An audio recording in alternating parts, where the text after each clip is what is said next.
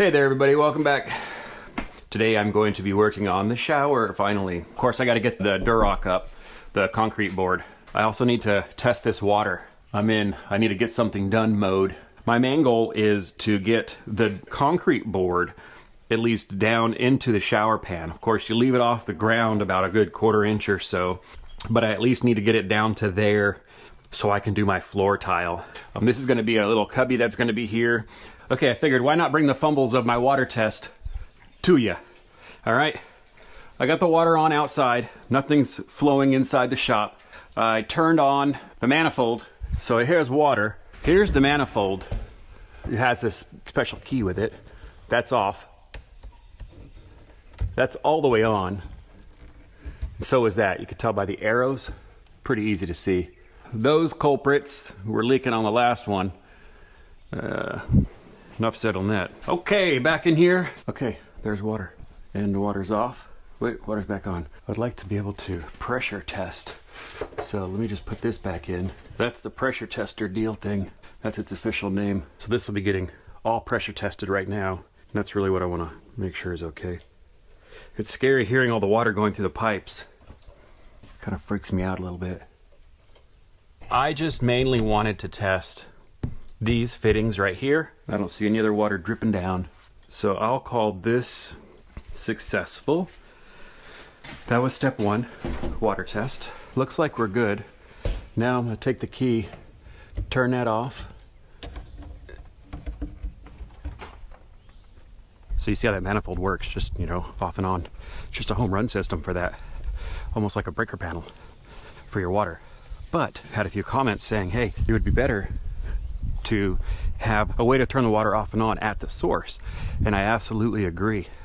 But this just gives me another way to turn the water off and on at another source, if you will. My thinking behind it is, yes, so say the toilet's leaking or the under the sink is leaking, right, in the bathroom, wherever it may be. If that's leaking, you could turn it off there and leave it alone and it'll be completely fine. Maybe. What if your leak is in the wall somewhere? What if a mouse, like I have here, chewed a hole through the water line and now you have to turn off water to the whole building? So that's why I have the manifold there. Maybe an overkill, I guess, because this is not a full-time place, but at least I'm able to shut it off right there and I don't have to worry. So if, you know, if I notice a big water leak's coming out of the kitchen or wherever, I can go shut that water off at each individual. Hot and cold is all separate. So if they just chew through the hot water, I could turn that one off. So I have cold water still, or vice versa. And that's for every single point of water here. That's for the hot and cold on the shower, the hot and cold in every sink, and the cold water for the toilet. Everyone has a way to turn it on and off, even the hose bib outside. So at any point, if anything happened to my lines, if I messed up and punctured it when I was installing something, whatever the case is, if there's a water leak, I can shut it off. That's why I have the manifold. So I think that's pretty helpful, little extra bit of security and comfort, if you will, because it still allows me to have water to the rest of the building and just shut off that one circuit, if you will, just like electrical. Anyway, with all that, water test has passed. Now I'm gonna work on getting this cubby done and getting the Durock or whatever brand I have hung up here. Anyway, I'll get back to y'all shortly. Let me get back to work. I got a lot to do. Okay, stand by. All right, I'm back. It's been about an hour and a half or so, and I got all this done here. Of course, as you're building things, nothing is square. And when I'm building things, nothing's really square at all. One question was this little niche right here. I ended up cutting off the 2x4s that were there going across this way. I just cut the nails off with the Sawzall, took them out. Of course, I got measurements first, and I made a back of sheetrock. Put the sheetrock on the back of it, hung it back up here, shot some more nails back into it, and then I did the concrete board, the cement board.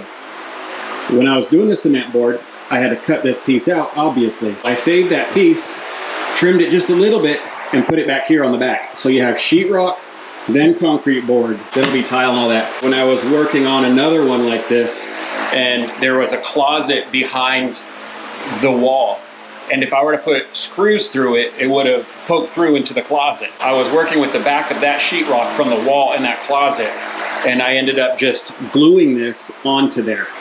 But I didn't glue this one.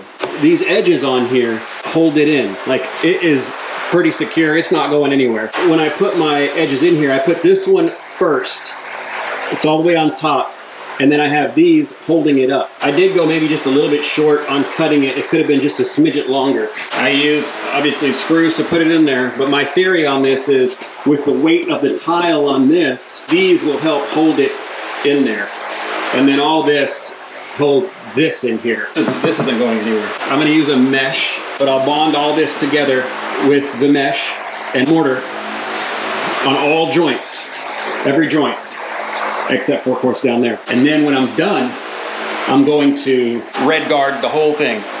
It'll all be red guarded. Well, then that's it. Then I can tile over it. Even though this much is done, there's still some work to do to get it to be completely waterproof and last a long, long time. This is, of course, a multi-step, multi-day, multi-week project for me. Hopefully the next trip I can get going on it and get it done. All right, so we skipped a few days here, several days here, and I'm just gonna show you now what I've done. I'm gonna kind of speed up this process. Don't wanna make the video too long, but I'm trying to at least hit the steps with enough information. You know, I left off a second ago with, I got the board put up. Yes, I did notice during my pressure test that this valve was leaking right here, hence tighten, and I tightened it, so it works good. There was a little bit of a gap here. I got that filled in with a mesh. This stuff has sticky stuff on it on one side, so when you lay it out, you just go over it like that as you're laying it out, and it'll stick. As you see, I have nothing on there, it's just sticking. All right, and I went all around the niche. Yeah, I usually will go back in here, but I didn't. No fear, because I am gonna red guard this whole thing, and I'll be explaining that here shortly. The next thing I'm gonna do right before I get the mud on this is I just go over all these. This does two things. One, it cleans it, and two, it tells me if it's out too far. So that's a pretty simple thing. I got a little spatter on this. I'll just take that stuff off as well. Pretty quick step, you know, just go over there. Just do that on all the stuff. See, I'm halfway done already. It doesn't take too long. I did put some mesh around that. I'll mud all the joints up, and then I'll come back, I'll let that dry. Then I'll come back and red guard the whole thing. Then I'm gonna do the floor tile. Then I'm gonna do the wall tile. But when I do the wall tile, I'm cheap. Yeah. So I think we're figuring that out. I like to call it frugal versus cheap, all right? Anyway, I don't know, that kind of, I guess I'm cheap on some stuff, maybe, I don't know, whatever. Let's get past that. Okay, I'm not a professional tiler, but I know you can get a different kind of mud. It has a better adhesion. It'll hold the tiles up, and it's a must on the bigger, heavier tiles that you use, on walls especially. The mud I got is good, it will work, but it's gonna take you more time. So what I have to do is I only go up about 2 rows to get the first set done.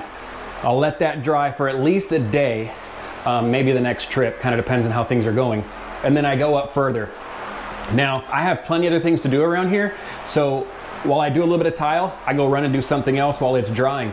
The other problem is if you do too much of it, if you stack it up too much, you make it too heavy on top, and everything is gonna make it sag. It can cause your tiles to start buckling to come off the wall as the weight is pushing it down. So I don't know, I learned it as just doing 2 rows at a time. That's just how I do it. I'm sure if I did this professionally, I would do it a much different way, but this is how I do it. It works really good for me. I've had really good results. So I throw 2 down at a time and then keep going from there. We'll talk a lot more about it when I get to that point, okay? So stand by. Okay, we're to that point now. And yeah, got a little water on my shirt. This time I can say it's not due to sweating to the oldies outside, me being the oldie, sorry.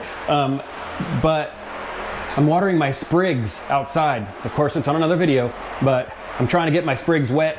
It's been, I think, 9 days since I planted them, and I don't see much growth, which I believe is normal. We did have a little bit of rain, but the guy told me about 1 inch per week of water. I don't see rain for the next couple days, so I got the sprinkler going, getting the sprigs wet up. Those are the Tito perennial peanuts. Super excited to have them.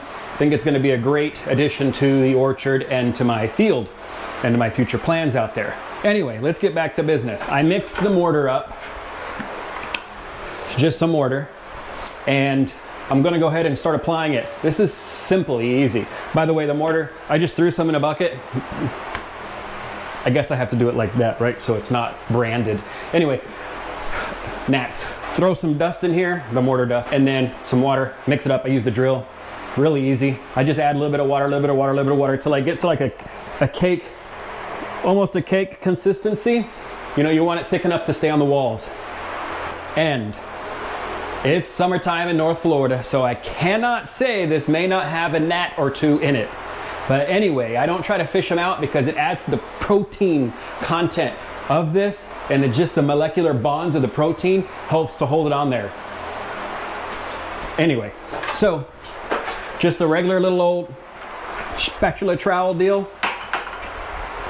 Get some on here. It's similar to sheetrock, okay? And shoom, just put it on there. That's really all you gotta do. It's really easy, fairly quick, and you just do it. Sometimes you have to go over it a couple times because like this is a big void here, so it will fill the void.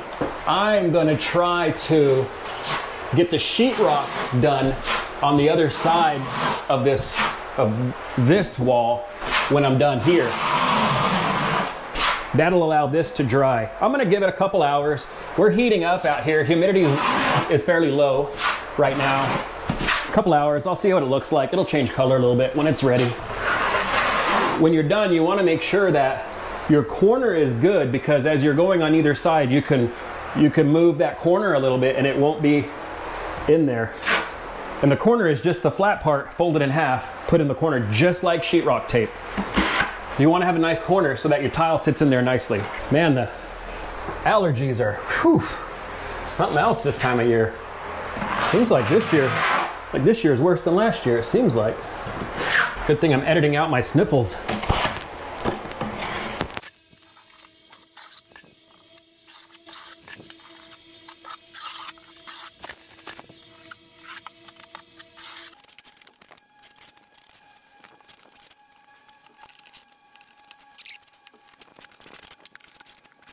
As you can see, it's already drying.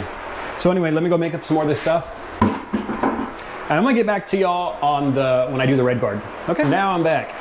This is all almost dried. It's been, seriously, about 5 hours. I thought it would dry a little bit faster, and it really started to, but the thicker spots where there was larger cracks and I had to put more of the mud in there, it took a little while to dry. It's still drying.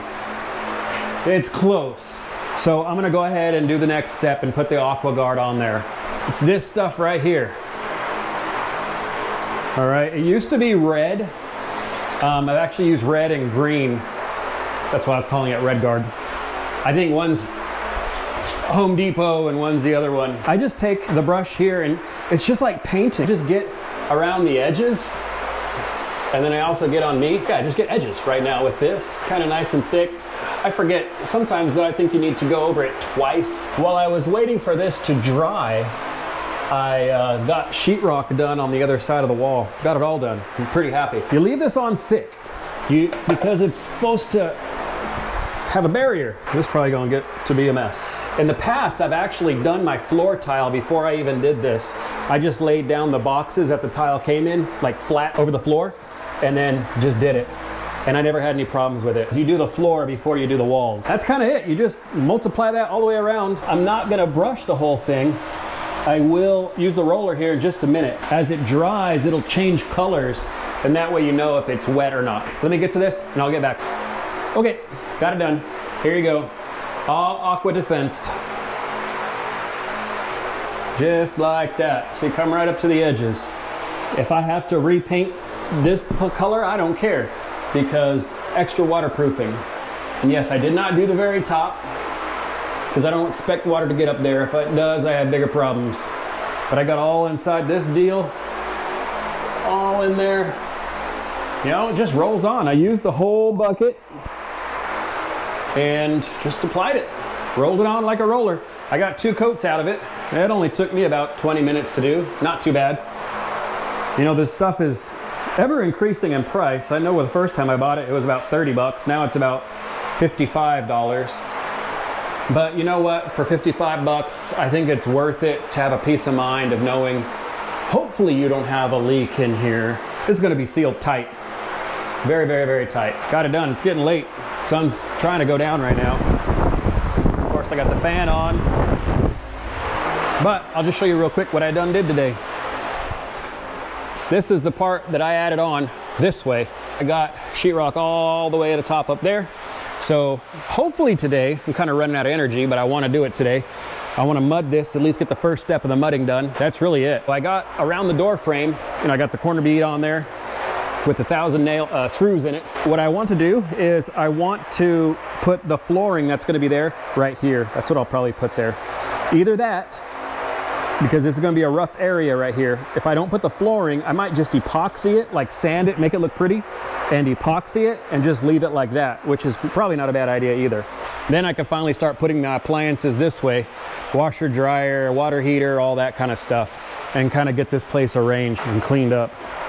All right, that's it for now. I'll show you the tiling part next. Till then.